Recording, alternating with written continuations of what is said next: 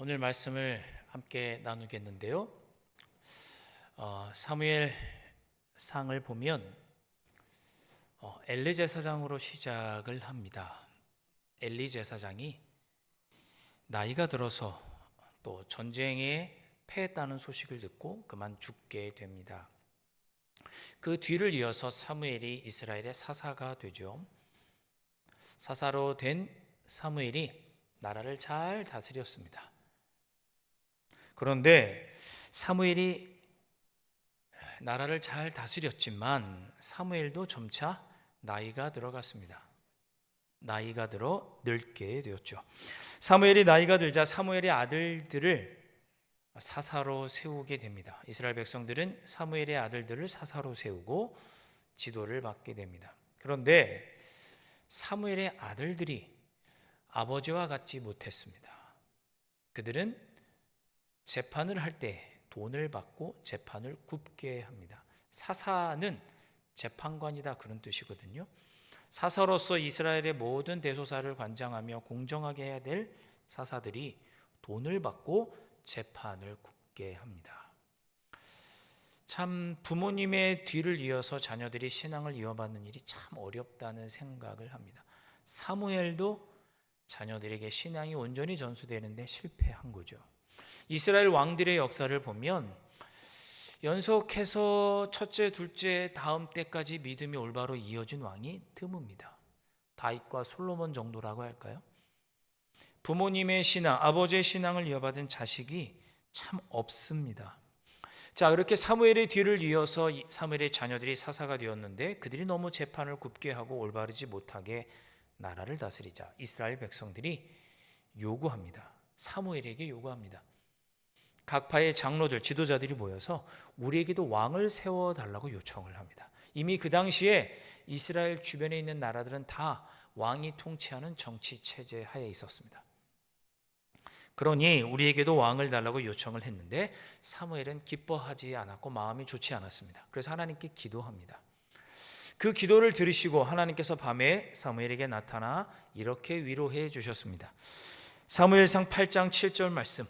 여호와께서 사무엘에게 이르시되 백성이 내게 한 말을 다 들으라. 이는 그들이 너를 버림이 아니요 나를 버려 자기들의 왕이 되지 못하게 하려 함이니라. 하나님은 이렇게 사무엘을 위로해 주셨습니다. 사무엘아, 그들이 너를 버린 것이 아니고 나를 버린 것이다. 그들이 하나님을 왕으로 모시고 하나님의 다스림을 받으려고 하지 않고 자기들이 원하는 사람으로 왕을 뽑고 그 사람의 다스림을 받으려고 하는 것이다.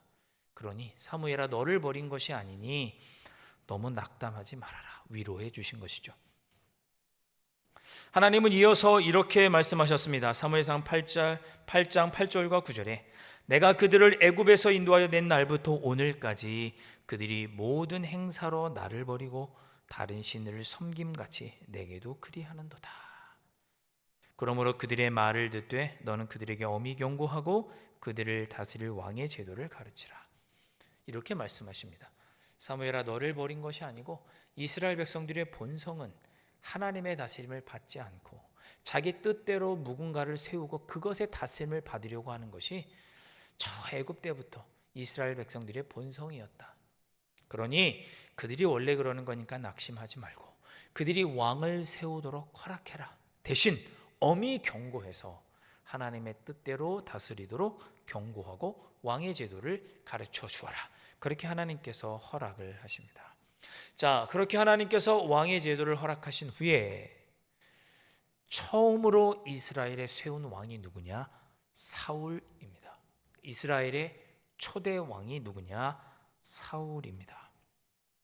자, 이 사울이라고 하는 사람은 처음에는 굉장히 좋은 사람이었습니다. 성경을 보면 그는 성령에 충만한 사람이었고 성령에 따라 예언도 했던 사람이었고요. 그는 자기에게 주어진 일은 3일 밤낮을 가리지 않고 정성껏 책임 있게 했던 사람이 누구냐? 사울이었습니다. 그리고 심지어 그는 자기와 함께 했던 종 사환에게도 온유하게 대했던 사람이었고 자신을 지극히 작은 자라고 낮추는 아주 겸손한 사람이었습니다. 외모도 출중했습니다. 성경 기록을 보면 다른 사람보다 어깨가 하나 더 있다고 했으니까 키도 사람 머리 하나 더 있을 만큼 크고 용모도 빼어나고 아름다웠던 사람이 사울이었습니다. 이스라엘 백성들이 사울을 왕위로 세우려고 딱 사울을 데리고 오자 이스라엘 백성들이 사울을 보더니 야, 이만한 사람이 없다. 이만하면 충분하다. 이보다 더 좋을 수는 없다라고 인정했던 사람이 사울이었습니다. 참 그의 시작은 아름답고 좋았습니다. 사울은 40세에 왕위에 등극하게 됩니다. 그 후로 그는 군대를 모집하고 나라를 체계를 잡아가면서 정치를 잘 했고 하나님의 뜻에 순종하며 나라를 잘 다스렸습니다.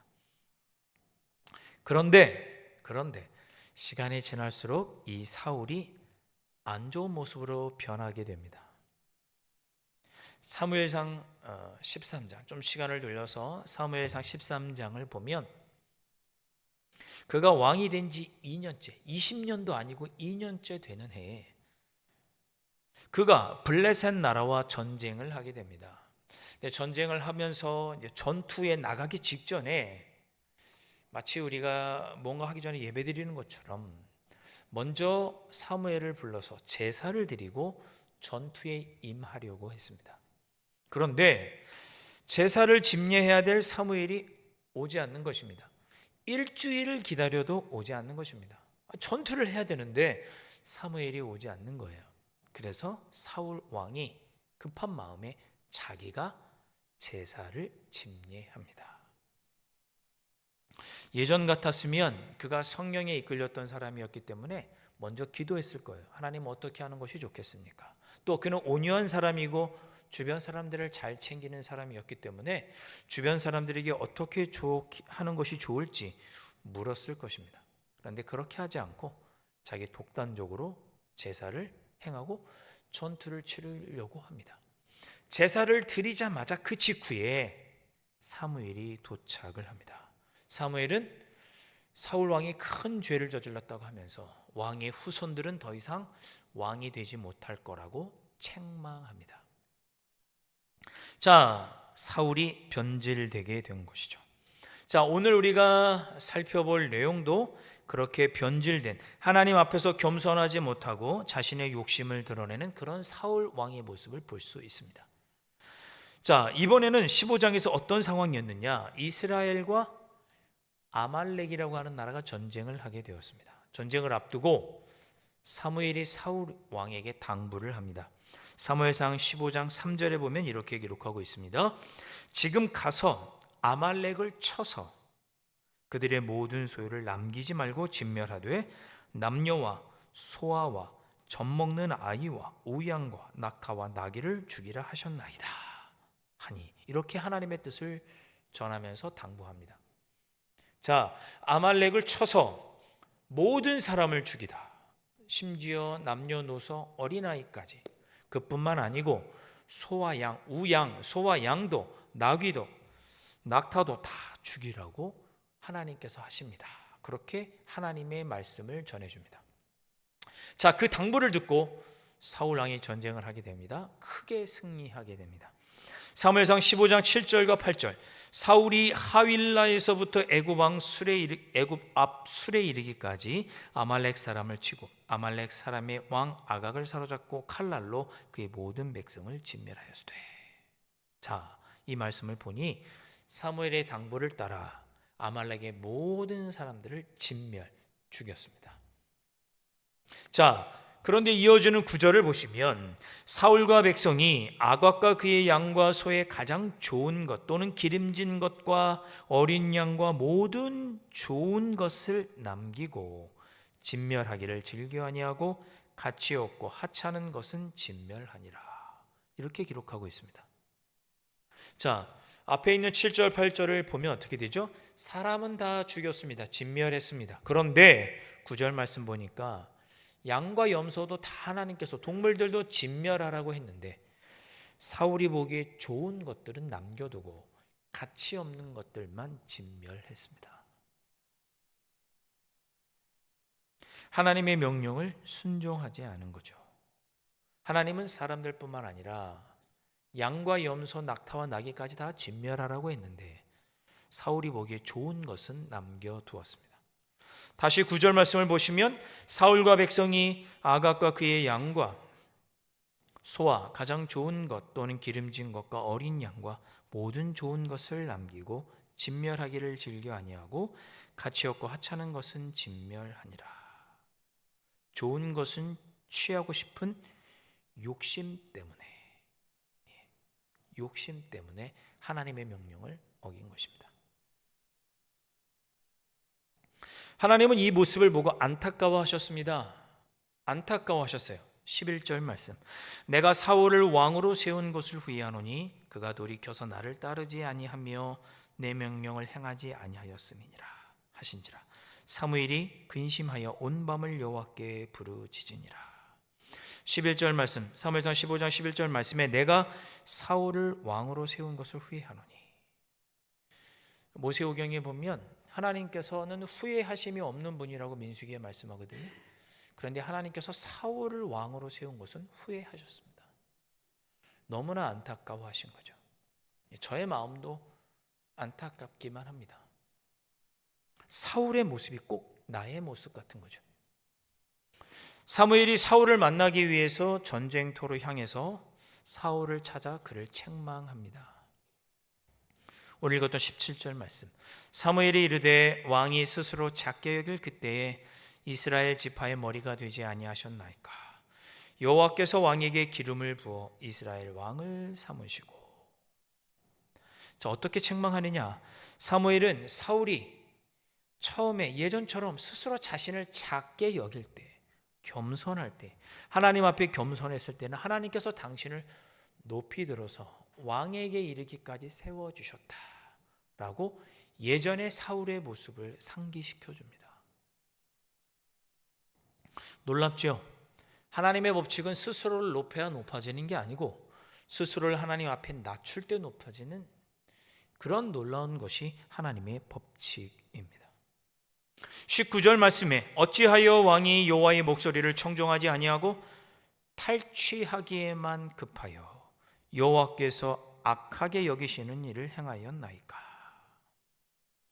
여기 탈취하기에만 급하여라고 했죠. 이 급하여라고 하는 단어는 언제 쓰는 단어냐? 독수리가 이렇게 하늘을 날다가 저기 먹을 만한 토끼 같은 게 보일 때 급하게 쏜살같이 내려서 먹이를 챌 때 쓰는 단어가 급하여라고 하는 단어입니다. 사울왕, 당신의 마음이 지금 저 좋은 재물을 취하기에 지금 급급하다. 마음이 욕심에 완전히 잠식되어 있다가 꼬집은 것입니다. 사실 사울 왕이 자기가 그렇게 한 것을 이미 앞에서 변명을 했습니다. 오늘 읽어보진 않았지만 바로 앞에 있는 15절에 사울이 이르되 그것은 무리가 아말렉 사람에게서 끌어온 것인데 백성이 당신의 하나님 여호와께 제사하려 하여 양들과 소들 중에서 가장 좋은 것을 남기며 그 외의 것은 우리가 진멸하였나이다 하는지라. 그러니까 저 좋은 것을 남겨둔 것은 내 욕심이 아니라 하나님께 제사드리기 위함이다, 이렇게 얘기한 거죠. 반복해서 20절과 21절에 이야기합니다. 사울이 사무엘에게 이르되 나는 실로 여호와의 목소리를 청종하여 여호와께서 보내신 길로 가서 아말렉 왕 아각을 끌어왔고 아말렉 사람들은 진멸하였으나 다만 백성이 그 마땅히 멸할 것 중에서 가장 좋은 것으로 길갈에서 당신의 하나님 여호와께 제사하려고 양과 소를 끌어왔나이다 하는지라. 사무엘은 당신이 지금 제사 드리려고 저 물건을 가져온 것이 아니다. 지금 욕심에 눈이 멀어서 독수리가 저 먹이를 낚아채는 것처럼 너의 마음이 욕심에 눈이 멀어서 저 동물들을 남겨놓은 것이라고 꼬집자. 사울 왕은 아닙니다 라고 하면서 자기 합리화를 합니다. 아닙니다. 욕심 때문에 그런 것이 아니라 내가 하나님께 제사드리기 위해서 저것을 남겨놓은 것입니다라고 자기 합리화를 합니다. 사랑하는 성도 여러분, 신앙생활하면서 우리가 자주 하는 실수, 자기 합리화입니다. 자기 합리화. 지금 내가 신실하게 신앙생활하지 못하는 것은 누구누구 때문입니다. 내가 지금 신실하게 신앙생활하지 못하는 것은 교회 때문입니다. 가정적인 문제, 경제적인 상황 때문입니다. 종교적인 이유 때문입니다. 라고 자기 합리화를 합니다. 내 안에 있는 욕심과 하나님 아버지 앞에서 스스로 높아지려고 하는 자기 모습은 숨기고 자기 합리화를 하는 거죠.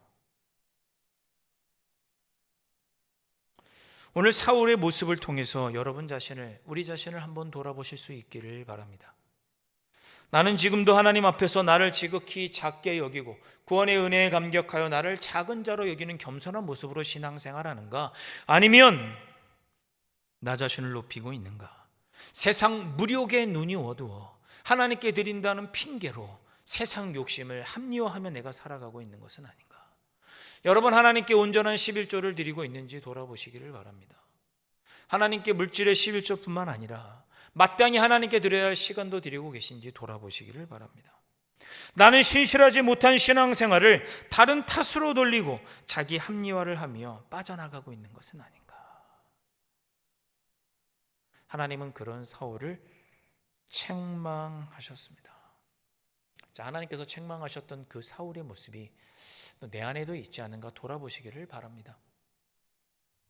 하나님은 이처럼 하나님 앞에 겸손을 잃어버리고 하나님의 음성에 불순종하는 그 사울에게 경고의 말씀을 전하십니다. 22절 말씀. 사무엘이 이르되 여호와께서 번제와 다른 제사를 그의 목소리를 청종하는 것을 좋아하심같이 좋아하시겠나이까? 순종이 제사보다 낫고 듣는 것이 순양의 기름보다 나으니. 형식적으로 하는 종교 생활보다 하나님의 음성을 듣고 하나님과 동행하는 삶, 오늘 우리 찬양도 그렇게 했잖아요. 주님과 동행하는 삶을 하나님께서도 기뻐하신다. 사무엘이 사울에게 그렇게 깨닫게 해줍니다. 하나님이 기뻐하시는 것은 제사를 드리고 제물을 드리고 양과 염소를 갖고 오는 것이 아니고 하나님의 음성을 듣고 하나님의 뜻대로 살아가는 것이 하나님께서 기뻐하시는 일이라고 가르쳐 주십니다. 여러분, 많은 종교들이, 우리 기독교를 제외한 많은 종교들이 신에게 많은 제물을 드리고 바쳐서 신의 마음을 달래거나 신을 조종할 수 있다고 생각합니다. 제가 여러 번 말씀드렸죠. 그걸 가리켜서 우리는 미신이라고 말합니다. 내가 제물을 드리고 뭔가를 하면 신을 내 마음대로 조정할 수 있겠다고 생각하는 거, 나에게 복도 주고 안 좋은 일이 아니고 애군이 없게 하겠다, 이런 생각하는 거 미신입니다. 신앙은 뭡니까? 하나님의 음성을 듣고 순종하는 거죠. 오늘 표현대로 하면 하나님의 음성을 충종하고 순종하는 것이 신앙입니다. 사랑하는 성도 여러분, 하나님이 여러분에게 음성 들려주실 때 하나님의 음성을 들으시기를 축복합니다. 음성을 들으시는 대로 순종하시기를 축복합니다. 히브리어 원어로 듣는다는 말과 순종하다라는 말은 어근이 똑같습니다. 샤마라고 하는 어근이 똑같습니다. 듣는 것과 순종하는 것은 분리가 된 것이 아니죠. 하나님의 말씀을 듣고 잘 이해하고 행동으로 옮기는 것이 신앙입니다. 다시 말씀드립니다. 하나님의 말씀을 듣고 이해해서 행동으로 옮기는 것이 신앙입니다. 23절 말씀 보십시오. 이는 거역하는 것은 점치는 죄와 같고 완고한 것은 사신 우상에게 절하는 죄와 같음이라. 하나님께서 경고하시죠. 잘 보세요. 거역하는 것, 하나님의 음성을 듣고도 거역하는 것은 점치는 죄와 같다 그랬습니다. 그리고 내 고집만 피우는 것, 완고한 것, 하나님의 음성을 듣고도 내가 고집 피우고 완고한 것은 우상 숭배와 같다고 사무엘이 사울에게 지적합니다. 여러분, 우상을 숭배하는 것, 점을 치는 것은 구약시대에 사형시켜야 하는 대죄였습니다. 큰 죄였어요. 그러니까 하나님의 음성을 듣고 순종하지 않는 것은, 거역하는 것은 점치는 것 같은, 우상 숭배하는 것 같은 큰 죄였습니다. 여러분, 나 자신을 돌아보시기를 바랍니다. 나는 하나님의 뜻을 거역하고 있지는 않은가? 나는 하나님 앞에서 내 주장만 계속 반복하고 고집과 완고함 속에 빠져 있는 것은 아닌가? 여러분, 저는 여러분들이 저희 교회의 말씀에 순종해서 봉사하고 이런 것을 얘기하려는 것이 아닙니다. 신앙의 본질에 대해서 얘기하고 있는 것입니다. 하나님은 우리에게 복을 주시죠. 우리를 선한 길로 인도하시는 분이십니다. 하나님께서 우리에게 주시는 복은 우리가 하나님과 좋은 관계에 있을 때 누리게 됩니다. 시편 1편 1절과 2절. 시편 1편은 시편 전체의 주제와도 같은 말씀이죠. 시편 1편 1절과 2절에 이렇게 기록하고 있습니다. 복 있는 사람은 악인들의 꾀를 따르지 아니하며 죄인들의 길에 서지 아니하며 오만한 자들의 자리에 앉지 아니하고 오직 여호와의 율법을 즐거워하여 그의 율법을 주야로 묵상하는도다. 아멘. 하나님께 복을 받는 사람은 어떤 사람이냐? 악인의 꾀를 따르지 않고 하나님의 말씀을 잘 청종하여 듣고 순종하며 따르는 사람이 복이 있다고 말씀합니다. 그런 사람에게 하나님께서 선한 길로 인도하시고 복을 내려주시는 것이죠. 이 순서를 잊어버리시면 안 됩니다. 사울을 보면서 이런 것들이 안타깝고 사울을 통해 나 자신을 보면서 이런 것들이 안타까운 것이죠. 내 안에 사울 같은 모습은 없는가? 다시 한번 하나님의 음성을 듣고 순종하시는 여러분 되셔서 복된 사람으로 하나님이 주시는 온갖 좋은 것들을 누리시는 여러분들 되실 수 있기를 주님의 이름으로 축복합니다. 자, 한 분 이야기를 드리고 말씀을 마치겠습니다. 여러분, 원경선 씨라고 아십니까? 원경선. 원경선이라고 하면 이름은 잘 모르시는데 이분이 여러분 풀무원 아시죠? 풀무원. 두부 거기 거 드시잖아요, 그죠? 풀무원. 콩나물도 거기 거 드시나? 자, 풀무원이라고 하는 식품회사를 태동시킨 분이 누구냐? 원경선이라는 분입니다.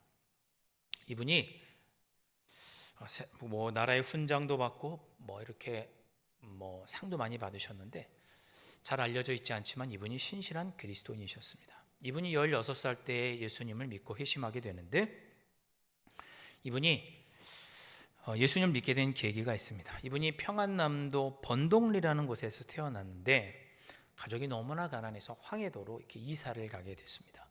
근데 이사를 갔더니 황해도에 가보니까 처음 보는 교회라는 곳이 있는 거예요.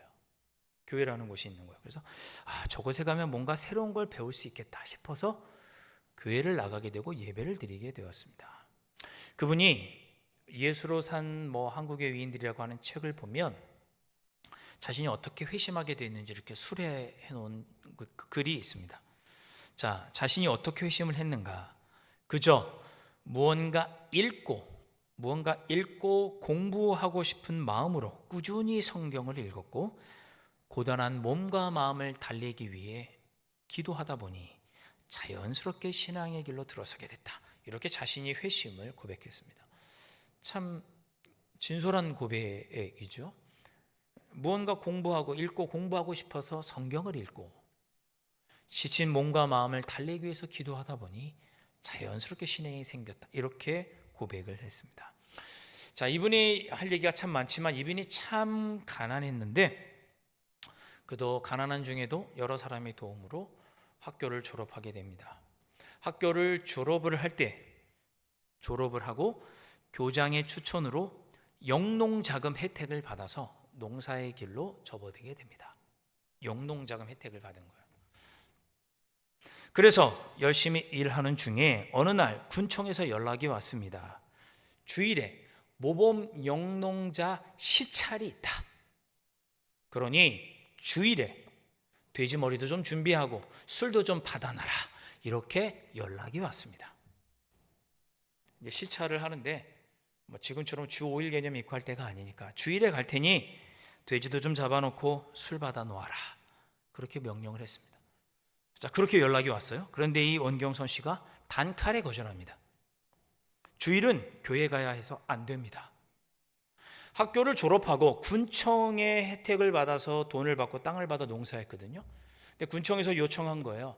하루만 영농 시찰할 테니 좀 술도 받아놓고 돼지고기도 좀 준비해 놓으라고. 그랬더니 이 원경선 씨가 단칼에 거절합니다. 주일에는 교회 가야 하니 안 됩니다. 여러분, 그냥 하루만 눈 감아주고 그냥 하면 안 될까요? 정말 당일이 되었습니다. 주일 당일 원경선 씨가 예배드리고 있는 중에 군청 관계자들이 들어왔습니다. 보니까 아무것도 준비를 안 한 거예요. 술도 없고 돼지고기도 없고 음식도 준비 안 하고 노발대발했습니다. 당시 군청의 주사는 이렇게 말했습니다. 화를 내면서 조센징들은 근본 정신 상태가 틀려먹었어. 천황폐하의 하늘과 같은 은혜가 도대체 뭐라고 생각하는 거야? 라고 질책했습니다. 그러자 원경성 씨가 짧게 대답합니다. 나는 신앙에 위배되는 일로 나를 간섭하려 한다면 나는 모든 것을 반환하고 내 길을 가겠습니다. 라고 말하고 자기가 받았던 돈 다 드리고 받았던 땅까지 다 드리고 농사를 포기하게 됩니다. 아니 그 주일 하루 그냥 좀 어기면 어떻다고? 눈 딱 감고 가서 그냥 돼지머리 드리고 술 대접 받으면 되잖아요. 그런데 나는 신앙에 위배되는 일은 절대 할 수 없다. 주님의 뜻에 위배되는 일은 절대 할 수 없다고 그는 포기하고 그 모든 것 땅과 돈을 포기하게 됩니다. 여러분 이런 분이 우리 조상 선배님들 중에 있었습니다. 자 여차저차 이러쿵저러쿵 해서 그분이 나중에 서울로 가게 됩니다. 황해도에서 이때 받았던 모든 것들을 포기하고 서울로 올라가게 되는데 힘들고 어려운 중에도 우유 배달을 하면서 YMCA에서 야간 공부하면서 영어를 배우게 됩니다. 나중에 6.25 해방이 됩니다. 6.25 전에 해방이 됐는데 영어 할 수 있는 사람이 드물잖아요. 그러니까 이분이 YMCA에서 영어 배웠으니까 그 미군들과 상대하면서 건축업을 하게 됩니다. 공사를 따낸 거예요. 해방 후에 그는 농사를 버리고 건축업에 뛰어들게 되는데 영어 때문이었습니다. 그때부터 그의 신앙도 급격하게 흔들리게 됩니다. 본인 말에 따르면 급격히 신앙이 흔들리게 됩니다. 왜냐? 그때 당시만 해도 군 관계자들에게 뇌물을 주어야지만 공사를 받을 수가 있었어요. 본인의 말에 따르면 그것이 관행이었습니다. 원경성 씨는 당시를 이렇게 회고하고 있습니다. 그리스도인이라는 건 말 그대로 명목뿐이었다. 정신없이 타락했지. 양심의 가책도 나중에는 모르겠더라고 라고 이야기를 합니다. 그리고 어느 날 미군 트럭에 짐칸에 실려서 공사 현장으로 가는 중에 그만 차가 과속을 해서 뒤집어져서 큰 사고를 당하게 되는데 그가 아주 기적적으로 살아나게 됩니다. 그때 그가 하나님께 이렇게 기도했습니다. 하나님, 나 자신도 나를 사랑할 수 없습니다. 하나님, 나 자신도 나를 사랑할 수 없습니다. 오직 전능하신 하나님만이 나를 사랑할 수 있습니다라고 고백합니다. 내가 하나님의 뜻대로 순종하고 하나님의 뜻에 순종하며 살고 싶지만 나조차도 나 자신을 사랑할 수 없고 어찌할 수 없습니다. 그런 나를 하나님 사랑해 주십시오 라고 고백하고 그는 또 그가 하고 있던 건축업도 다 내려놓고 다시 처음에 그가 하나님께 결단했던 대로 복음을 전하는 전도하는 농부가 되겠다는 각오로 다시 농사에 뛰어들게 되고 지금의 풀무원의 기초를 놓는 삶을 그가 살아가게 됩니다. 사랑하는 성도 여러분, 원경성 씨는 힘들고 어려운 중에도 하나님의 음성을 듣고 하나님의 뜻에 순종하는 길을 선택합니다. 그분이 하셨으니까 우리도 할 수 있겠죠. 우리는 어떻게 살지 선택할 수 있습니다. 사울처럼 살 수도 있고 원경선 씨처럼 살아갈 수도 있습니다. 하나님의 음성을 듣고 순종하는 자, 그런 삶이 하나님께 기쁨이 됩니다. 그런 삶을 선택하고 살아가시는 여러분들 되실 수 있기를 주님의 이름으로 축원드립니다. 기도하겠습니다. 사랑하는 주님, 하나님께서 기뻐하시는 사람은 하나님의 뜻을 잘 듣고 그 뜻에 순종하는 사람이라고 오늘 저희에게 말씀하여 주셨습니다. 저에게 말씀하여 주셨으니 한 귀로 듣고 흘려보내는 것이 아니라 마음에 품고 새겨서 삶 속에서 하나님의 음성을 듣고 순종하며 하나님의 기쁨이 되고 하나님과 은혜로운 관계 속에 하나님이 주시는 온갖 아름다운 것을 누리며 살아가는 복되고 아름다운 저들의 인생이 될 수 있도록 성령 하나님 인도하여 주시옵소서. 귀하신 예수 그리스도의 이름으로 간절히 기도하옵나이다. 아멘.